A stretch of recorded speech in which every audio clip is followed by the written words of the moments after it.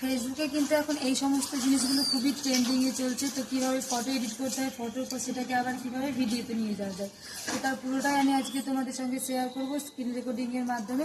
তো আর বেশি না বকে বা ভিডিওটা এবার দেখে নেওয়া যাক। আর ফটো তৈরির জন্য যে ফরম্যাটটা প্রয়োজন সেটা কিন্তু আমি তোমাদেরকে কমেন্ট বক্সে পিন করে রেখে দেবো, তোমরা সেখান থেকে কিন্তু নিয়ে নিতে পারো। তো এবার ভিডিওটা ফটো তৈরির জন্য প্রথমে আমাদেরকে গুগলে যেতে হবে। গুগলে গিয়ে জিমিনি লিখে দেওয়ার পর গুগল জিমিনিতে টাচ করবে। গুগল জিমিনিতে টাচ করার পর পেজটা লোড হবে। লোড হওয়ার পর দেখো ক্রিয়েট ইমেজে চলে যাবে।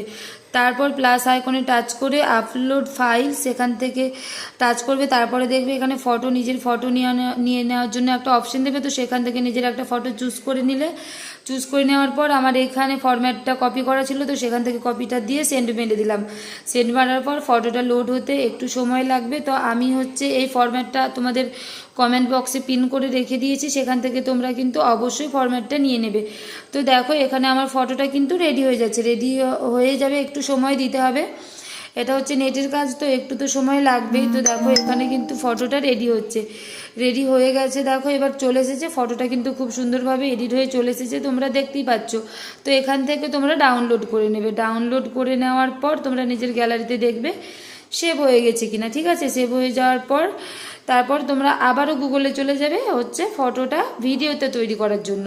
তো দেখো গুগলে গিয়ে এবার তোমাদেরকে আবারও লিখতে হবে গুগল ফ্লো। তো গুগল ফ্লো লেখার পর দেখো আমি দেখিয়ে দিই, আস্তে আস্তে বলি।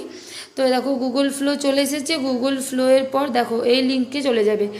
এই লিঙ্কে যাওয়ার পর পেজটা খোলার জন্য একটু সময় দেবে। তারপর দেখো ক্রিয়েট উইথ ফ্লো এখানে টাচ করবে। টাচ করে যাওয়ার পর আবারও একটু সময় লাগবে। তো দেখো হয়ে গেছে। প্লাস আইকনের কাছে নিউ প্রজেক্টে টাচ করবে। টাচ করার পর দেখো টেক্সট টু ভিডিওটাকে কিন্তু ফ্রেমস টু ভিডিও করতে হবে। তারপর আপলোডিংয়ের কাছে গিয়ে প্লাস আইকনে হাত দিয়ে যেই ফটোটা তোমরা করেছিলে সেই ফটোটা ওখান থেকে নিয়ে নেবে। তো নিয়ে নেওয়ার পর দেখো পোর্ট্রেট বলেছিল, সেখানে পোর্ট্রেটে টাচ করবে। টাচ করার পর দেখো এখানে আপলোড দেবে। আপলোড হয়ে গেছে দেখো। তো এখানে এবার তোমাদের একটা লেখা লিখতে হবে। তো লেখাটা দেখো অ্যাড স্লো মুভমেন্ট, সেটা লেখার পর ওপরে সেন্ড করে দেবে।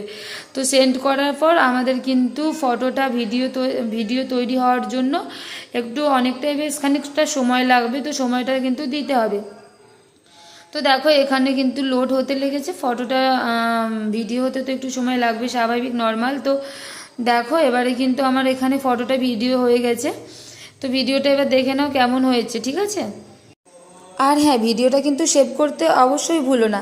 ভিডিওটা তোমরা সবাই সেভ করে রাখবে, পরে যাতে তোমরা এই ভিডিও দেখে নিজেরা ভিডিওটা তৈরি করে নিতে পারো। তো আজকের ভিডিও